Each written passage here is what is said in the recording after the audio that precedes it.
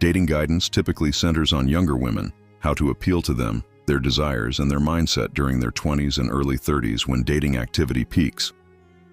However, there's a significant demographic of women that seldom receives thorough examination: women beyond 40. Comprehending their motivations differs entirely from understanding their younger counterparts. Here's why. A 40-year-old woman has substantial life experience. She's gathered experiences, setbacks, emotional scars, and insight. Her perspective differs fundamentally from a 25-year-old still discovering her preferences. She understands her desires, or at minimum, recognizes her requirements, even if she expresses them differently. We're exploring what women past 40 genuinely pursue, not their stated preferences, but the underlying drivers of their decisions. This analysis isn't judgmental. It's about identifying patterns. Understanding someone's true requirements reveals how they'll act. The primary concept is that attraction evolves as women mature, not merely in what attracts them, but in the fundamental forces behind that attraction. During her 20s, a woman's romantic life typically revolves around chemistry, thrills, social considerations, and future possibilities. She contemplates who creates butterflies, who receives her friends' approval, and who aligns with her life vision. By 40, a transformation occurs. The motivations become increasingly psychological, less focused on thrills, more on addressing deficiencies, less about constructing a future, more about resolving present absences. This represents reality, not criticism. Life experiences accumulate, disappointments accumulate, unfulfilled requirements accumulate. By 40, these accumulated requirements begin influencing behavior in ways absent at 25. The question shifts from what attracts her to what does she crave. This craving manifests differently based on her specific background in psychology. The initial pattern involves the woman pursuing validation. During her youth, she commanded particular attention. She turned heads upon entering rooms. Men-initiated contact, compliments flowed consistently. Her appearance held currency, and she possessed abundance. Aging alters this dynamic. Attention decreases. Fewer heads turn. She competes for attention once received automatically, and this competition includes women 2 decades younger. This triggers an internal conflict. If her identity centered on being desired, what occurs when that desire becomes less spontaneous? If external validation built her confidence, what happens when that validation grows scarce? Her current pursuit isn't genuinely about relationships. It's about confirming her continued worth. Her persistent desirability, proof that time hasn't eroded her former assets. She responds intensely to compliments, though not superficial ones. Calling her beautiful may ring empty because she compares herself to her younger self.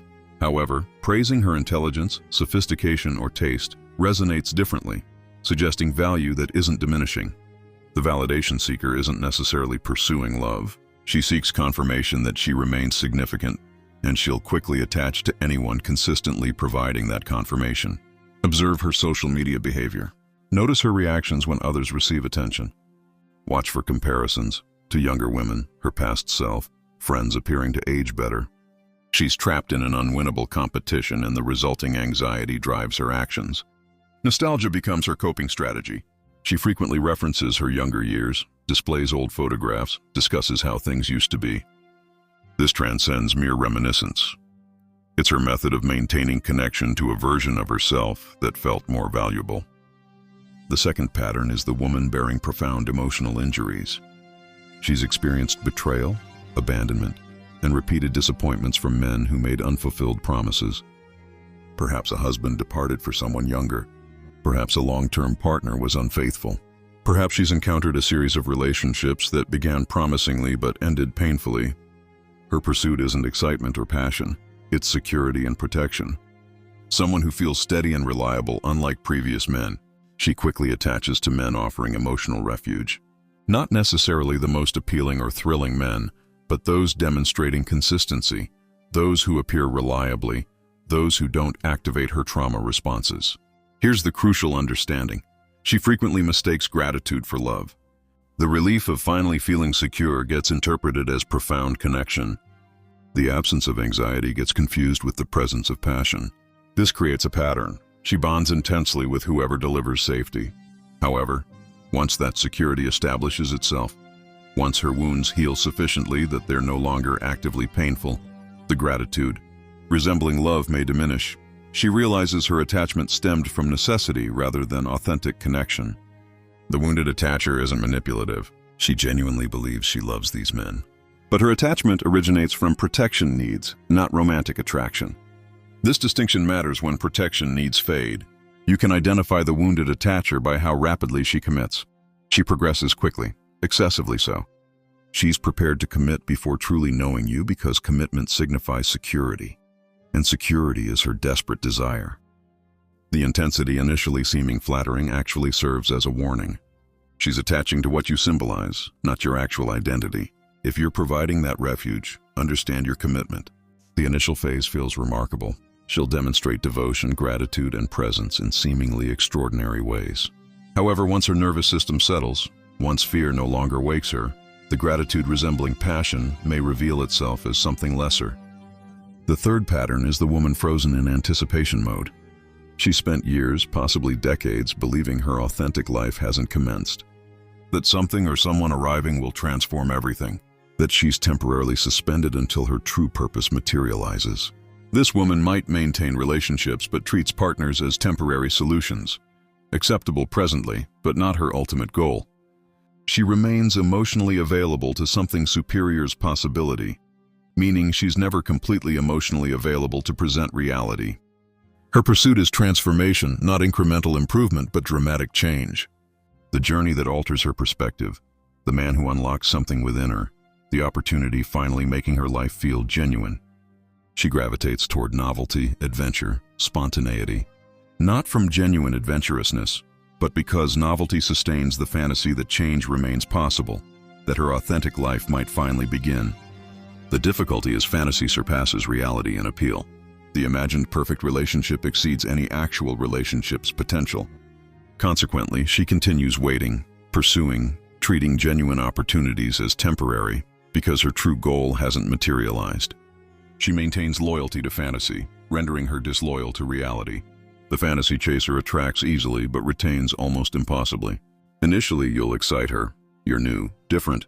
You might represent her awaited transformation. However, this excitement expires. Once you become familiar, once you're part of her actual existence rather than her potential existence, the enchantment fades. Temptation constantly accompanies her, not from immorality, but because she perpetually scans for subsequent possibilities. The man texting during frustration, the returning old flame. The stranger representing something her current situation lacks. She's never fully present because part of her perpetually awaits something superior. The fourth pattern is the woman who never cultivated adult self-reliance. Her life structured itself around men handling matters. Her father provided, then boyfriends, then a husband. Someone else always managed finances, logistics, difficult decisions. She transitioned between providers without ever constructing independent adult life's infrastructure. Now through divorce, death, or circumstance, she confronts a world. She's unprepared to navigate independently, and she's terrified. Her pursuit is another handler, another man assuming life's aspects she never learned managing, another protector-provider restoring her familiar structure. However, complexity emerges. She frequently resents the very dynamic she requires. She bristles against masculine authority because it reminds her of dependency. She's drawn to romance, drama, emotional intensity, because these feel like freedom from practical constraints she's attempting to escape. She might rebel against a stable, capable man because he evokes father figures or husbands who controlled her existence, despite simultaneously desperately desiring someone assuming control.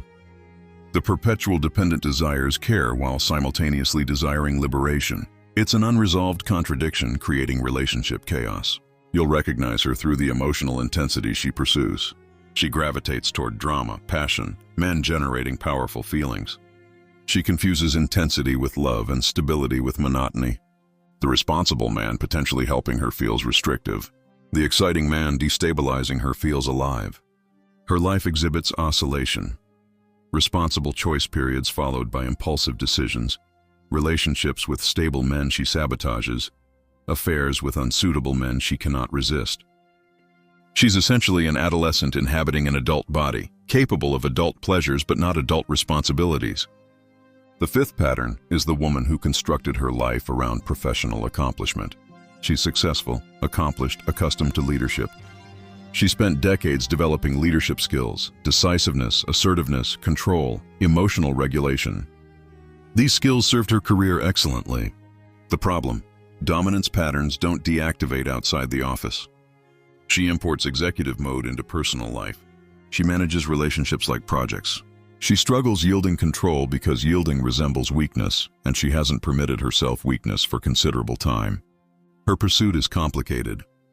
Superficially, she desires a respectable partner, someone sufficiently strong that she doesn't feel she's managing him. Simultaneously, she's profoundly uncomfortable without control.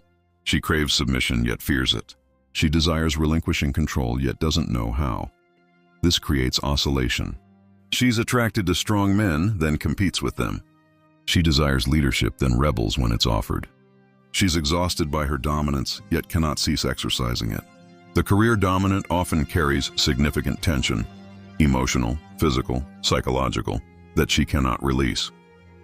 Her armor is excessively well constructed, and beneath it exists a woman desperately desiring someone strong enough to make her feel secure enough to remove it. The career dominance tragedy. What she most requires is what she least accepts.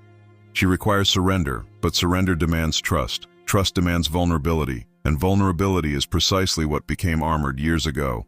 She's imprisoned by her own competence. If you're attracted to career-dominant women, understand the paradox. She'll constantly test your strength, not desiring your failure, but requiring confirmation you can handle her before considering relinquishment. These tests exhaust, but they're also invitations. The sixth pattern is the woman experiencing social or financial decline. She once inhabited a particular world, a specific neighborhood, social circle, lifestyle. Perhaps through marriage, personal success, or family, she accessed a status level feeling like her natural environment. Then change occurred.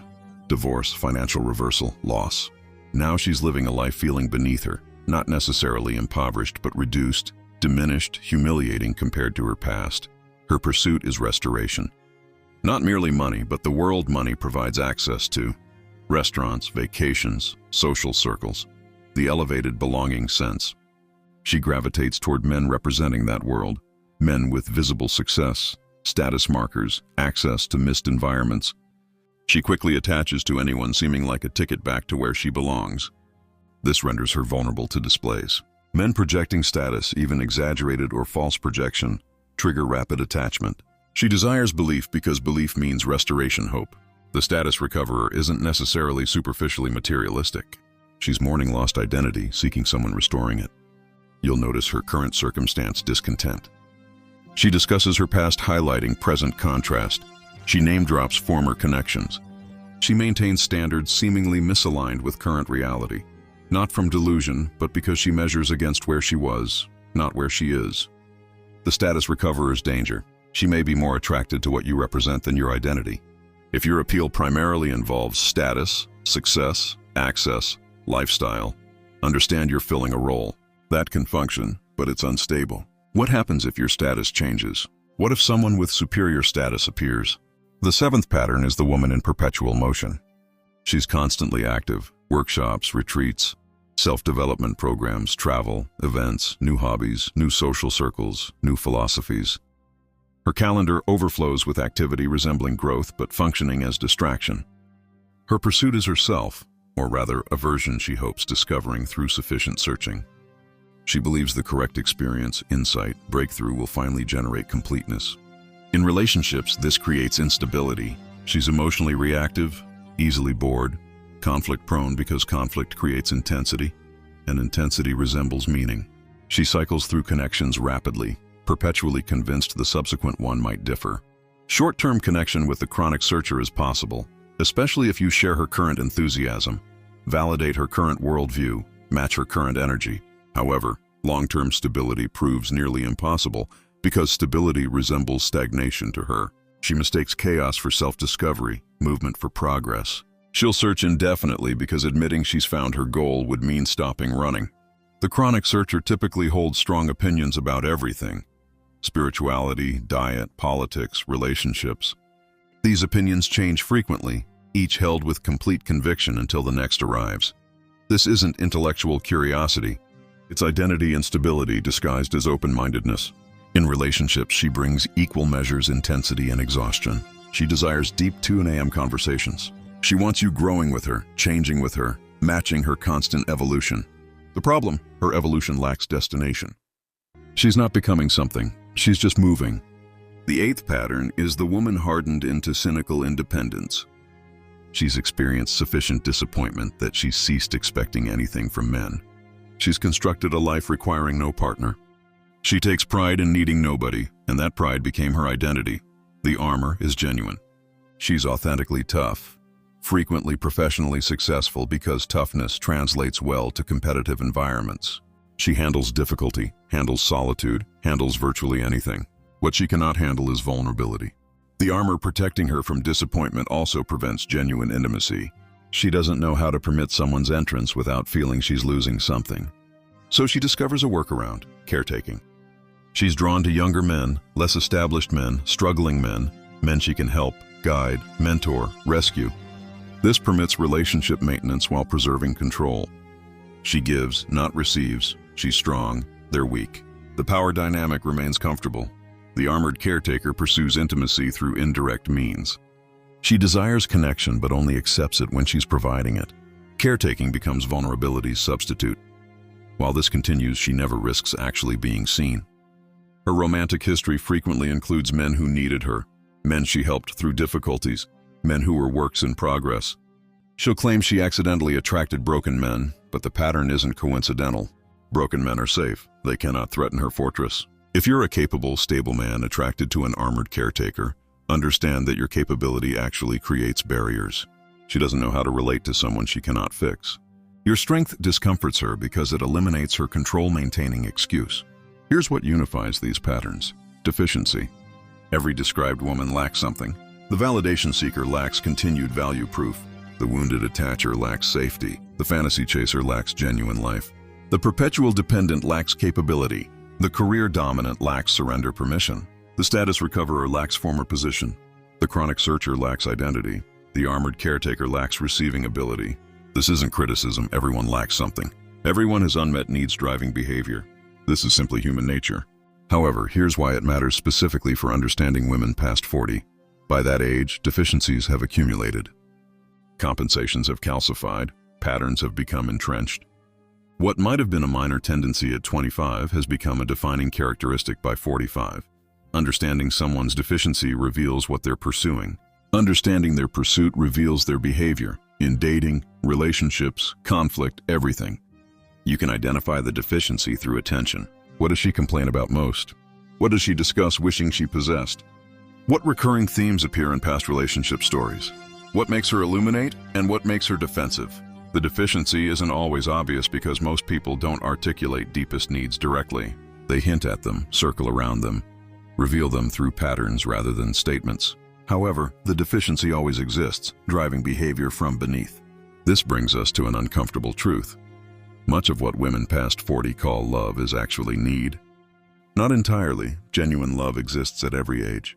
However, the described patterns produce attachment resembling love, but actually being something else. The validation seeker attaches to whoever validates her. The wounded attacher bonds with whoever provides safety. The status recoverer falls for whoever represents restoration. This isn't romantic connection. It's need finding a supplier.